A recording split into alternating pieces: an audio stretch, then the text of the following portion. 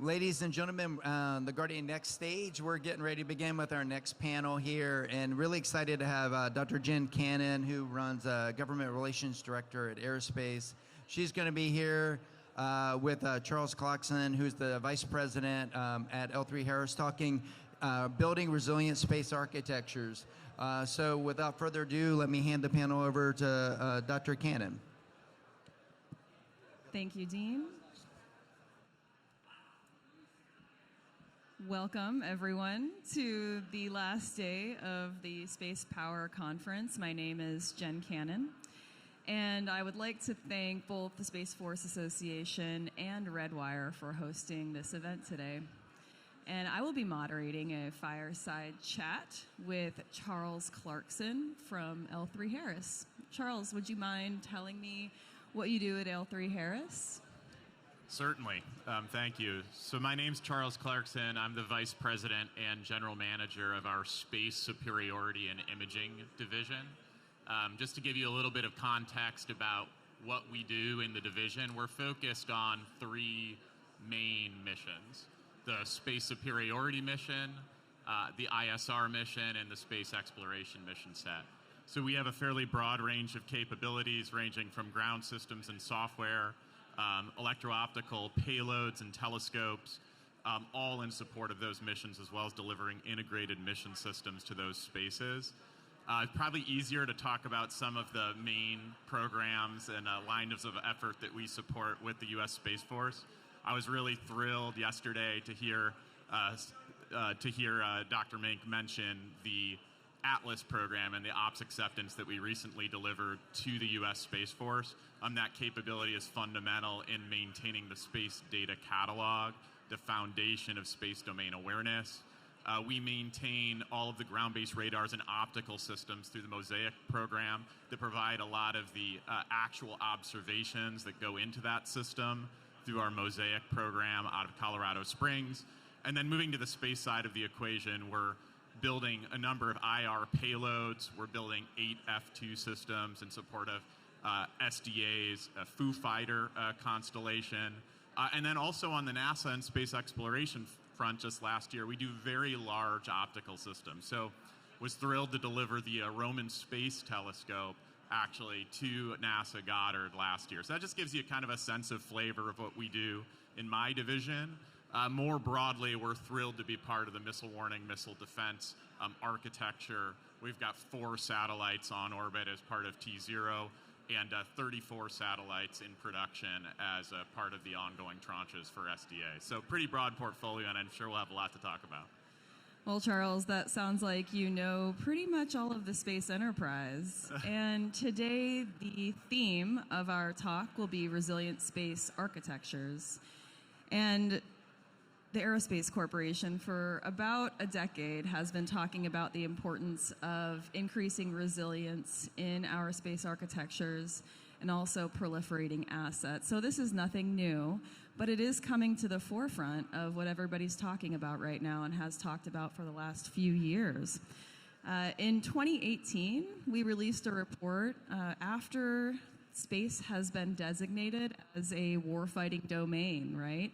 And so now we know that the threat is out there in space. It is no longer a benign domain, which requires us to increase our resilience.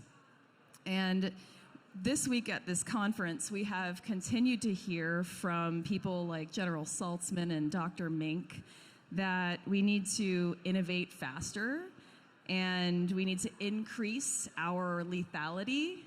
And also, for the first time, or maybe, this hasn't happened many times before from the Secretary of the Air Force, but he actually said, we can say offensive weapons in space. We can say space control. I mean, that's kind of a big deal when you talk about resilience and the threat that we're seeing in space. So what I'd like to talk about right now are the 7 hard problems that we're facing right now with this threat and having to increase our resilience in space. In order to solve these hard problems, both government and industry, the small companies and the primes, we have to work together to solve these hard problems, right? So the first thing that I'd like to ask you, Charles, is in today's complex space environment, how important is it to use data-driven analysis and scenario modeling to define and anticipate these threats that we're seeing? Well, look, it's extremely important, and there's a couple of different avenues that have been discussed here at the conference with respect to, modeling and simulation of the threat and of our capabilities. And one of the themes that was discussed was this notion of not tipping our hand, right? That modeling and simulation, our physics-based modeling, having those detailed models can allow us essentially to understand the performance of these systems, how they're going to interact, to put tools into the hands of our guardians that are realistic to allow them to train on these systems without having to actually do an on-orbit demonstration. But I want to take things in a little bit different direction. So when I started in the industry almost 20 years ago, right, I remember going through and designing a satellite system, and you'd have a requirements document with a table, right? A simple table that would describe the day in the life of a system. And you could do it. You could put it in the table. You were in a 90-minute sun-sync orbit, right? And every day you had A, B, C, recharge the solar panels, and it was the same thing. And there were some seasonal variations, and you analyzed that. That is not the world that we live in today. Increasingly, it's all about dynamic space operations, right? We have seen the capability to maneuver, rendezvous proximity operations have become increasingly important. And so when you try to address these complex missions, modeling and simulation, model-based systems engineering, being able to build out a real physics model of what you're doing is extremely important to be able to get it right. Now, in addition to that, we've seen the agile software development approach just be tremendously successful both across commercial industry and in the defense industry as well. And I think what the long-term promise of modeling and simulation ultimately is we can develop a digital ecosystem that allows us to iterate faster and faster and faster, because in addition to those real on-orbit hardware tests to demonstrate capability, we can be iterating on all of that in digital space and start to agilely build hardware systems. And then you might be able to move away from the threat, defeat the threat, to update the software that you're putting on these systems, right? Absolutely. Yeah. So we're talking about designing robust space architectures and resilience today. So there are going to have to be trade-offs when you talk about building these resilient architectures, from constellation design to altitude optimization.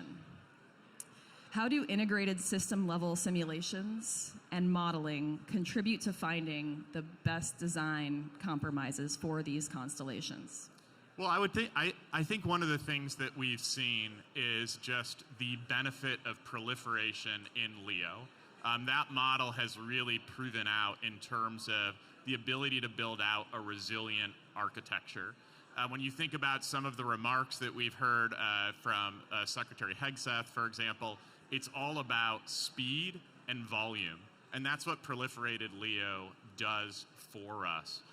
And so to realize that, we already have the on-orbit proof points, right? We have the HBTSS system that we've fielded that has been fundamental to being able to address next-generation missile threats of our adversaries. And so from my perspective, it's less about modeling and simulation at this point in that space. It's more about proliferating the proven capabilities that we have today. And what's going to be critical to realizing that is making sure that we have the scale and volume in the industrial base to be able to move from what was historically producing a satellite once every 2 years to doing this we're doing this today on 2-week centers. How do we move it down even faster than that? Because fundamentally, proliferation gives you a level of resiliency that you just don't have when you're talking about 1 or 2 high-value assets in orbit. So you might be able to proliferate these architectures to increase the resilience, but with all this data, how are guardians and operators going to be able to visualize everything they're seeing from all these objects? Oh, I really appreciate you asking that question. So I mentioned in the intro the Atlas system, and I want to build on that. Ms. Shannon Pallone was up here doing a panel on space situational awareness yesterday, and I love the analogy she uses where she talks about the move from paper maps, right, as you figured out how you were navigating a city, to a real-time Google Maps where you're not just seeing how to get from point A to point B, what does the traffic look like, what's going on, that real-time operating picture. And Atlas is what fits into that. So Atlas absorbs hundreds of thousands of observations each day to track tens of thousands of objects in orbit. And that's really the foundation of space domain awareness. Now, I would build on that analogy that Ms. Pallone gave yesterday and take it one step further. When we look at what Google Maps did, there was all of this, the open API interface that was part of that, enabled all of this innovation and development that followed. That's how we got Zillow. That's how we got Uber. That's how we got DoorDash. Well, the analogy here is now that we've taken the legacy system SPADOC and moved it into a modern microservice-based architecture, we can bring in all of the partners, all of the tremendous capability we have across industry to start to innovate, work on that data problem, and create that real-time operating picture, create those new tools, solve those hard problems, and put capability into the hands of the warfighter, really leveraging the scale and the innovation across the software industrial base here in the United States. I'd like to follow up on what you just said, and you said you're working with other corporations across industry, and that's critical to be able to support the warfighter. How specifically are you working across industry and government to provide the warfighter with the best capability they can get? Yeah, I'm really glad you asked that, because I think the theme today is we've seen a lot of the larger organizations, larger primes, really looking and focusing on vertical integration, right? And vertical integration can give you a lot of control. I think over the last 2 years, we've lived in uncertain times with respect to supply chain. L3Harris are really taking the opposite approach of that. So we're really bringing a team to the table. When you look at industries that have really scaled successfully, think like the semiconductor industry, for example. When you go for scale, you don't vertically integrate. What you do is you bring the best in breed to the table. You let people focus what they're good at. When I think of the Mosaic contract, where we do that modernization and sustainment for ground-based radars and optical systems, we have 38 partners that we bring to the table on that. It's certainly not, we don't want to have a not invented here mindset at L3Harris. So it's really letting people focus on what they're good at and then integrating that capability to bring a complete solution to the table. That's great. Everybody's bringing their best to the table so that we can innovate faster and be more lethal, which is really the theme of what we need to be doing to defeat our competitors in the space domain. As Dr. Mink said, we are in the second space race. Yeah. Space Race 2.0, right? So something to think about is, as the United States continues to build its space infrastructures, how do we look at our competitors and ensure we go faster than them? Part of that is the industrial base, right? So how do you plan to move faster and get things launched quicker so that we can defeat our competitors? Yeah, so what I really appreciate is we're hearing a lot about the government creating a stable demand signal, and that's critical. But I'll say that at L3Harris, we moved out on this 2 years ago. So over the past 2 years, we've put over $250 million into our facilities in Florida, Indiana, and Massachusetts, and that was geared at two things: basically increasing space vehicle production and increasing our payload production capacity. And the reason for that was when we looked at the landscape of what was happening, it was very clear that proliferated LEO mega constellations were taking off commercially, and that was going to also be the right answer in the defense space as well. And if you want to be able to hit those cadences, again, producing payloads and space vehicles on how many are you going to produce a month versus how many months is it going to take to produce, you need to invest in advance of that signal to do that. So you get the demand signal, you've got to invest and build out the capacity, and then you do, once you get the flywheel spinning, need to make sure that we continue to feed that, because it's really that mindset that came out of the Space Development Agency, where we're saying, hey, we're on tranche 0, but there's going to be a tranche 1, there's going to be a tranche 2, that gives you the confidence that you can deliver, in some cases, an 80 or 90% solution, but know that you'll be able to iterate and update that for the next tranche. And so I think that mindset is really, really critical to us keeping pace with our adversaries and driving to deliver capability quickly to the warfighter. Yeah, I think that's probably going to be one of the harder things to be able to do, is deliver that quickly with our launch facilities and the payload processing facilities that we have right now. So we do need to invest more in those. We've talked about how the threat is requiring us to move faster, build different architectures, be more resilient, and also how we are trying to help our operators visualize the problem set better with the best data we can get them on the quickest timeline we can get them. But I want to talk about how industry and government are going to be collaborating for the future and future problem sets. So given these challenges that we see every day, collaborating across government, industry, and emerging startups is critical. So from your perspective, Charles, what factors drive these successful partnerships? And how can collaborative innovation accelerate solutions to these hard problems? Wow, really big question there. Yeah. Well, I think the start is that we need to move the entire industrial base onto a wartime footing, right? And so a lot of it is about how do we increase capacity across the board? How do we continue to engage in discussions in forums like this to make sure we're aware of the capability that's out there? I think the government has increasingly been doing a good job of creating, frankly, investing and creating some ecosystems in areas that didn't exist prior. So when we think about how we've approached the market in the mission space, we prime a lot of missions, and we start from having a differentiated payload. We like to say at the end of the day, the bus is almost just a tripod, right? It's the camera that takes the picture.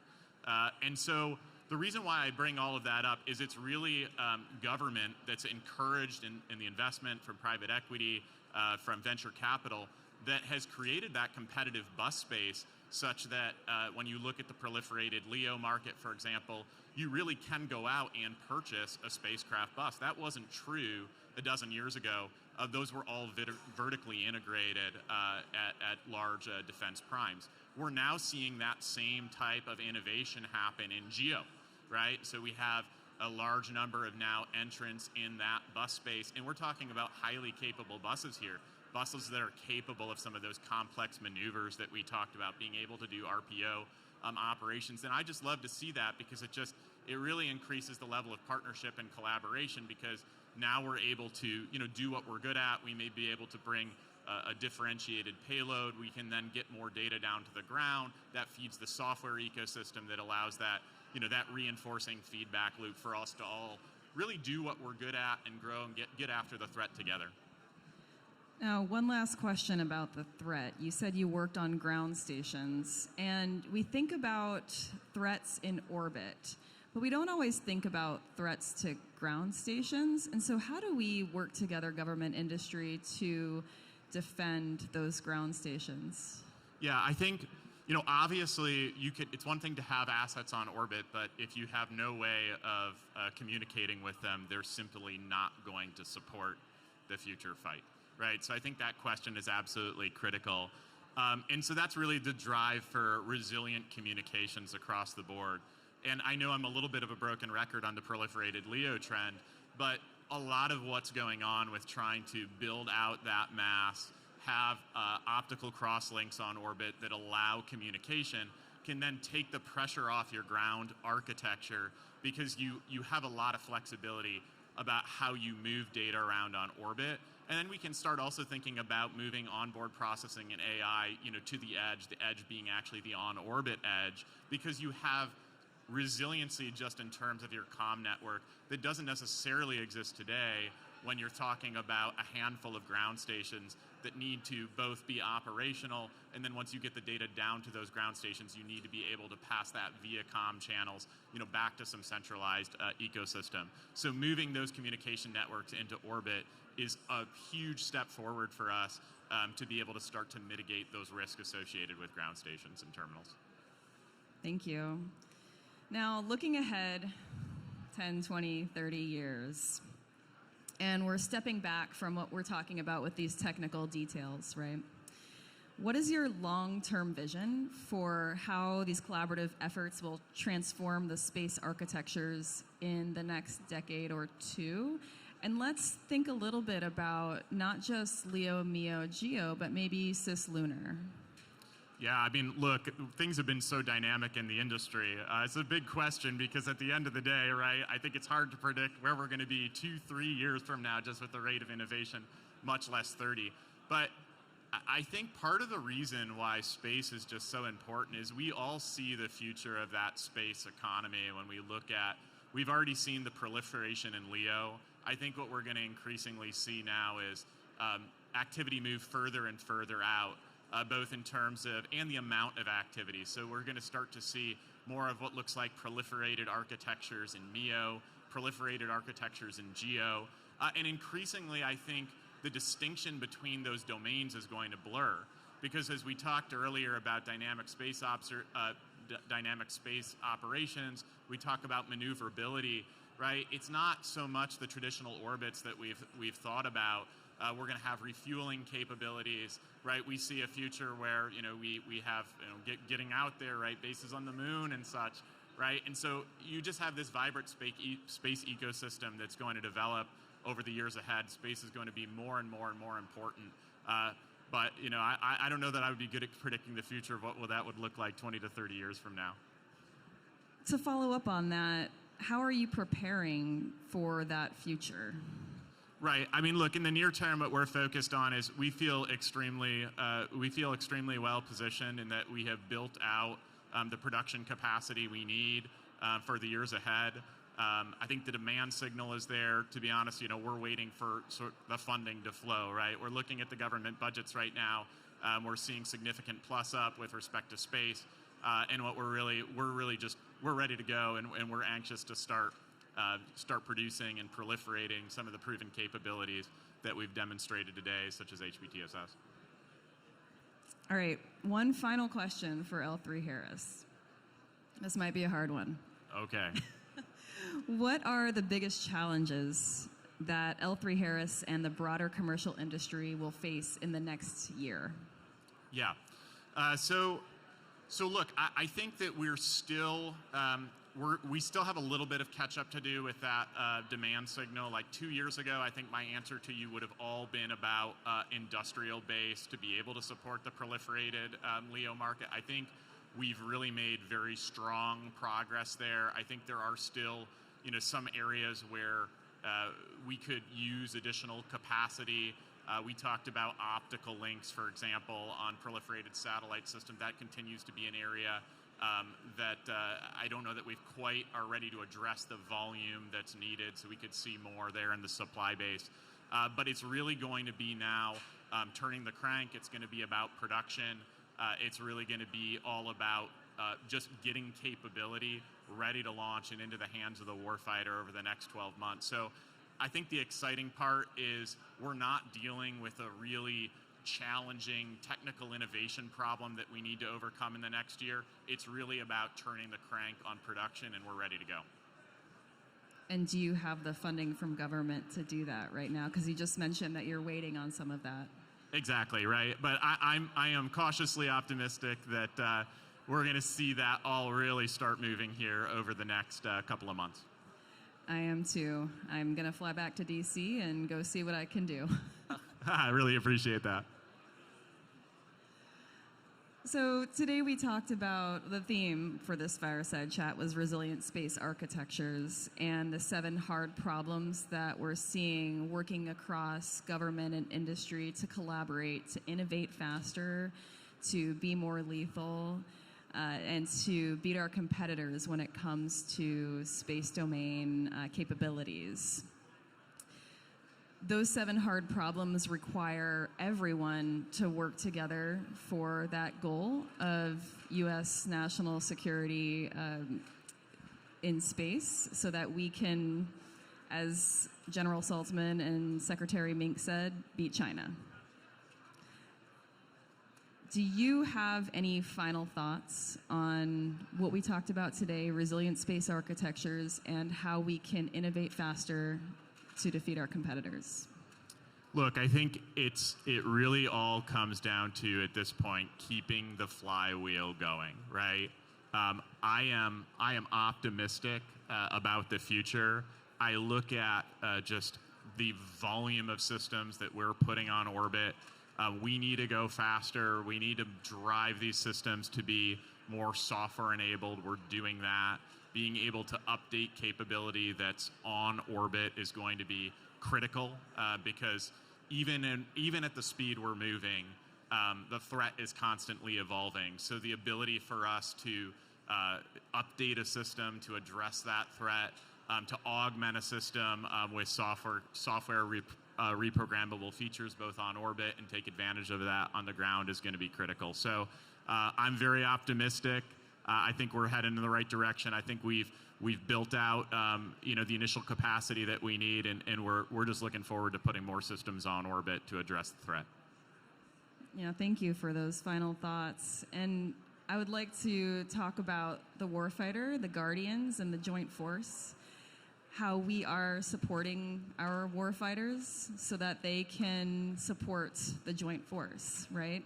And when you think of Guardians and warfighting, you think of satellites in orbit, space control potentially, and how are we supporting those operators that are behind those capabilities? So something that I personally think is really important is understanding where they're coming from, what they need, and making sure that acquisitions and operations can talk to each other about those considerations. And so do you have those conversations with both the acquisitions and the operators so that we can get the operators what they need? Yeah, absolutely. I think one of the things that's been really great about the work that we've done on space domain awareness through Mosaic is that we also have personnel who are sitting in the op centers like NSDC next to operators. So we have that direct feedback loop where we're basically seeing the hard problems shoulder to shoulder with the Guardians and the operators and able to then feed that back into the acquisition cycle. Look, I mean, we have a really hard job, right, as Guardians. And part of the reason is that you're working in the one domain that is fundamentally abstract, right? And we all have a notion of what it's like to drive a car down a street. We all have a notion of what it's like to fly in an airplane, right? But very few of us have been to space, right? And so we interact with the space domain fundamentally through this abstracted nature. And so that's one of the challenges that we have, both to create that visualization for Guardians so they can interact more effectively with the domain, and then also with policymakers so we can get support for this, right? One of the things I've been talking about with a lot of the senior leaders here over the last couple of days is, how do we create that those live virtual constructive environments, not just to train Guardians, but also to get support and get policymakers understanding the problems, because ultimately that's what leads to the funding and support for the type of activities that we're doing and what's not going to be ultimately necessary for us to defeat the threat. Yeah, that's very important, not just thinking about talking to the acquirers, but also ensuring that the operators get what they're looking for. Well, thank you, Charles, for talking to me today, and thank you to SFA and Redwire for hosting this event and having us on this stage. It's been a pleasure to see everybody this week at the Spacepower Conference. Yeah, thank you.